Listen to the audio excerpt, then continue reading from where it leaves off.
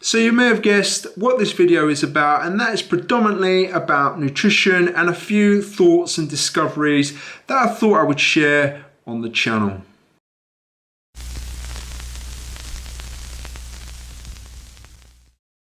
So I'm going to keep this video short and simple, guys. I'm no nerd when it comes to this sort of thing, but what I've realised is nutrition is incredibly important, especially when you're stepping up from anything from Olympic distance. A half Ironman, an Ironman is a bloody long day out there, and you really do need to fuel it properly if you're going to get through it. So recently my coach held a nutrition talk for his athletes, and it really made me think about what I currently do and made me question whether some of the methods and things I'm doing is actually correct. I think what is clear is that if you can get this element of your race right, then you can possibly bypass things such as, stomach distress, cramping, those kind of things. And you are allowing your body to perform at some sort of optimal state. Now, in the past, it's fair to say that I've suffered quite a few times with issues going on linked probably to nutrition. A few years ago, I had an issue where I was cramping quite a lot, particularly in hot races. And it led me to get my sweat rate tested, and now I use the optimal or the correct sodium or electrolyte drink, and I don't suffer from that anymore because I managed to solve what the issue was there. Now, if you look back at some of my past race videos from last year, you'll see that I did suffer from some stomach distress. It was a little bit hit and miss. Some races it happened, some it wouldn't. I think it was dependent on length, that kind of thing. But yeah, I have suffered, and it's another question that I'm trying to solve or trying to answer. And I'm going to be honest here, nutrition for me has always been a bit of guesswork. Throw something together, make sure you've got your sugars, your carbs, your calories, whatever you want to call it, and get those things into your body and kind of hope for the best. Now, in my races, I would often use a combination of gels and solids and trying to alternate between the two.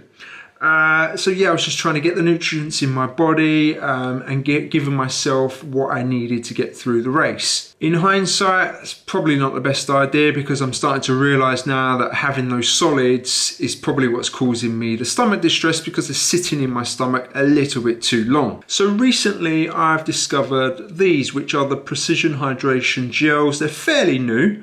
They've not been that long out. I think Harry Palmer did something on his channel about them. But they've also, this is the smaller version, this is the 30-gram pack, but they also do this version as well, which is the 90-gram sachet. It's a little bit bigger, worth obviously 3 of these. Now, the old saying is that if you can provide your body with somewhere between 60 to 90 grams, 60 the low end, 90 the high end, in a mid-distance or a long-distance event, then you're providing your body with what you need. So I'm kind of hoping that these things are going to be the answer to my problems. These Precision Hydration Gels, they're actually got a nice mild flavour. I think some gels, the problem with them is they can be too strong. The other thing I find with gels is they're often a little bit too thick for me, and they're sort of really sticky, can become sort of sickly after a while, and that's what I used to use these, the High Five stuff.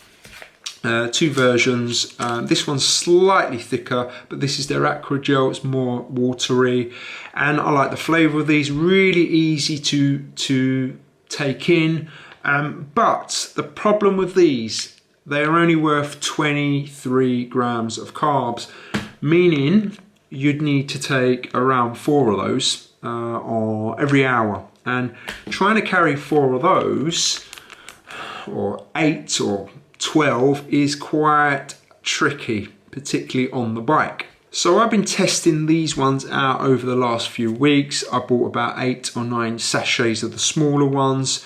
I didn't want to commit overly to buying a load if I didn't like them.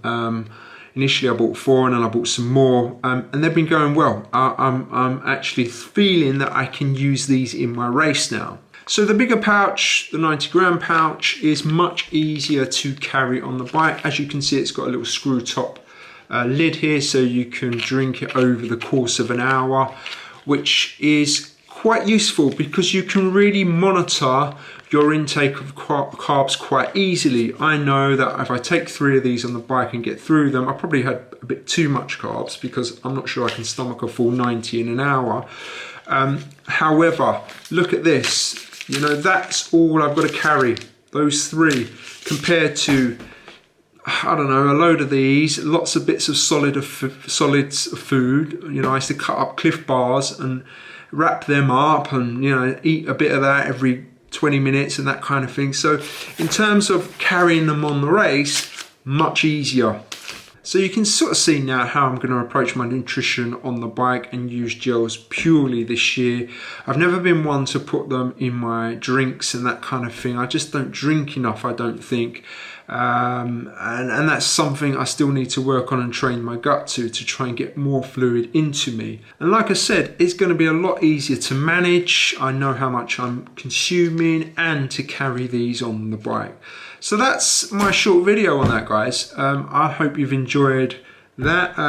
If you're wondering about trying a gel, I would recommend these. This isn't a paid video or anything like that, or a sponsored video or anything like that. I'm just sharing something that I found and yeah, been recommended to me and passing that knowledge on. So hope you've enjoyed this video.